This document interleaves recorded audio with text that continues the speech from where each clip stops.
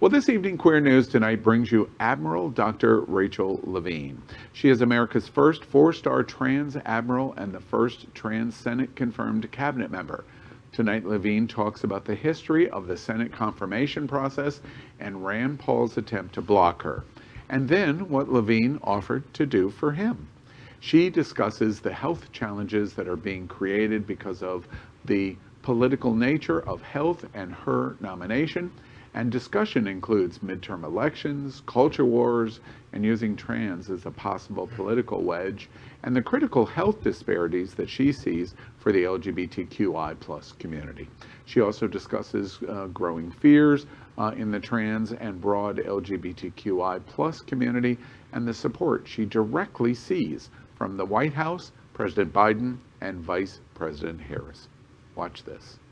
Do you think you'll get to a point in your life, long after this role, long after your political role, long after your medical role as a pediatrician, that you'll get to the point where you're just Rachel Levine or Admiral Levine, and that's it? Do you think you'll get there? I think I will, because I think that that'll demonstrate the progress that our community has made. Is that we don't need the adjective to describe my service in those terms. But we've made progress, but we still have a long way to go. A long way to go. I want to, speaking of that, I want to, of course, we can't get through our conversation with you for our community about without talking about the politics of this. March 24 becomes history for the LGBTQI+ community. You go before Senate confirmation, first in history. The final vote is 52-48. I remind all of our listeners that means 100% of the Democrats voted for you, and we got 2 Republicans, and we cheer for that. So it's 52-48. What were your feelings when that vote came through, 52-48?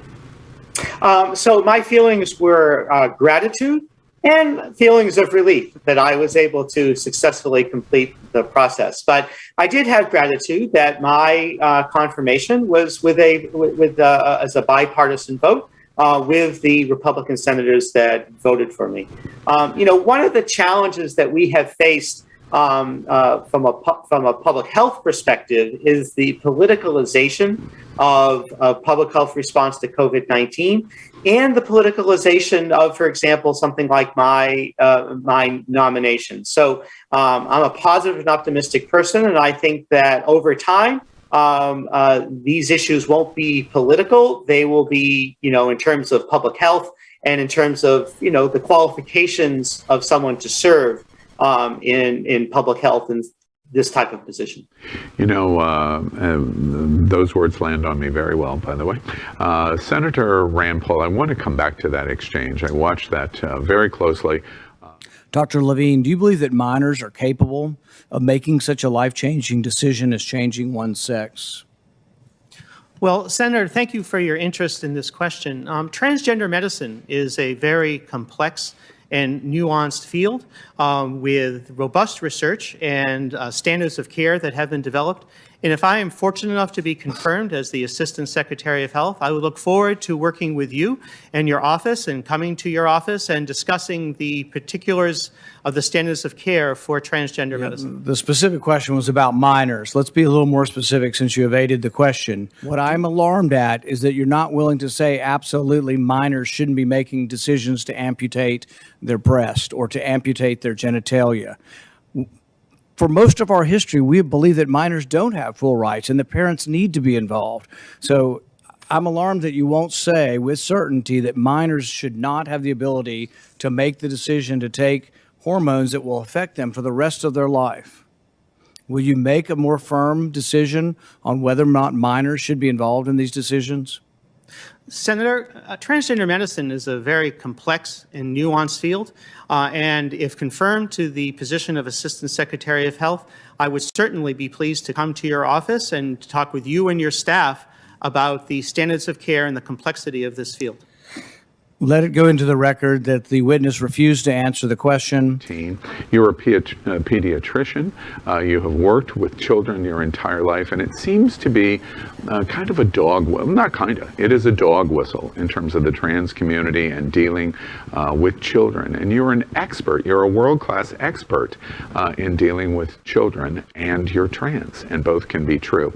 Rand Paul challenges you over and over again, and I thought it was interesting that you come back to the same answer twice, which is, I look forward to coming to your office and us being able to discuss and educate on the issues on both sides. He asked for the record to be read that you don't answer the question, as opposed to acknowledging the point that you made. I'm just curious, all of these months later, since that Senate confirmation hearing, did Senator Paul ever invite you to his office to come and have that exchange and conversation and an educational format? Did you ever? No, I have not received an invitation to his office to discuss transgender medicine and the standards of care, but my offer stands, and I would be very pleased to discuss that with the senator and or his staff. Yeah. Okay, well, there's lots in the layers of that, but I want to get to the point of what happened at that moment and what has happened since, because it's very keenly aware of our trans community and our broad LGBTQ community as we move toward the midterm elections and the Democrats holding power in the House and the slightest of majorities with the vice president in the Senate. We seem to be right in the midst of a culture war and a focus of using marginalized communities at the very greatest, I suspect, the trans community. What's your reaction about where we are in the development of the culture war, using trans as a political wedge, and where we're moving to for the midterms in 22? So, I view these issues with my medical and public health lens. And so health equity is one of the priorities at HHS. It's one of Secretary Becerra's priorities and one of my priorities as the Assistant Secretary for Health. And that includes health equity for the LGBTQI community. And so, it is critically important that we deal with the health disparities that exist in our nation. And COVID-19 has demonstrated the depth and breadth of those health disparities. And again, that includes our community. And so we want to make sure that the members of the LGBTQI plus community have full access to healthcare in all of its different aspects, and that none of these issues should be, again, politicized, because this is a public health and an issue of health disparities, health equity, and access to care. So that's the lens with which I view this. And so we are working at HHS to make sure that our community has full access to care. One example of that is the Office of Civil Rights has declared that that is the interpretation of the Affordable Care Act in Section 1557, that it says that you can't discriminate on the basis of sex, that includes sexual orientation and gender identity. That includes all members of our community, and that we cannot be discriminated against according to the Affordable Care Act, and it includes all the different aspects and provisions of the Affordable Care Act. And so, we are working closely across HHS to implement that. Admiral Levine, there's growing fear in the trans community as it relates to health and other related vital needs. There's growing fear in the trans community and broadly in the LGBTQI plus community broadly, that in the midterms, the loss of the control of the House and the loss of the narrowest margin in the Senate will have significant and adverse effects on the trans and the LGBTQ community. Do you share those fears? Well, those are political issues. And again, my role is in terms of public health. I know that our community has President Biden's support. He has articulated that numerous times, including in his first address to Congress. We have Vice President Harris's support. We have support for our community across the administration, including at HHS with Secretary Becerra. And so I will do everything that I can in my role as the Assistant Secretary for Health to advocate for health equity and to advocate for equity, inclusion, and diversity for all members of the LGBTQI plus community. Well, tomorrow we are going to bring you part 3, where Admiral Levine talks about the LGBTQ plus community specifically, and if the L and the G and the B and the Q are doing enough for the T. Also, hear her comments on hashtag I stand with lesbians and hashtag cis with the T, and the controversy over Dave Chappelle. Her words about our community are going to surprise you. You know, I have one comment for Senator Paul. You know, he's an ophthalmologist, and I have heard that minors are allowed to get laser surgery on their eyes. That's a permanent life-changing thing, and I've never heard him say that minors can't get laser surgery on their eyes. It's ridiculous. Medicine is not a one-size-fits-all thing. It never has been, never will be, and we are talking about helping people live better lives.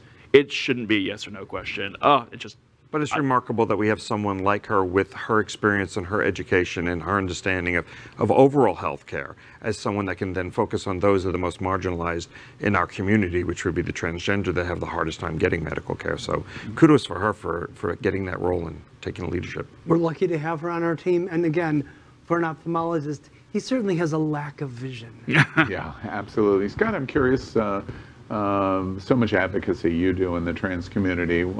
How does Admiral Levine reflect for you?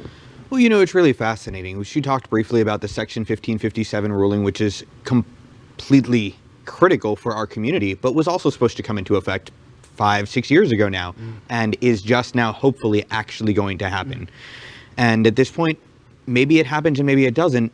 Maybe the Senate changes, maybe we lose it. But we can't lose the fact that we have Admiral Levine there as a trans person and a medical professional. And that is something critical that they won't be able to take it away from us. And it means so much. One other question, a unique opportunity with you sitting here at the table as you see a portion of this interview. Admiral Levine, previously Dr. Levine, first Senate confirmation in history in the trans community. Highest trans post ever in history in our community, and now the first 4-star general, admiral, in the military. How does the trans community respond to those first? And I think all we can do is be incredibly excited about the changes that have come, especially coming right off of the last administration where we just lost so much over and over and over again.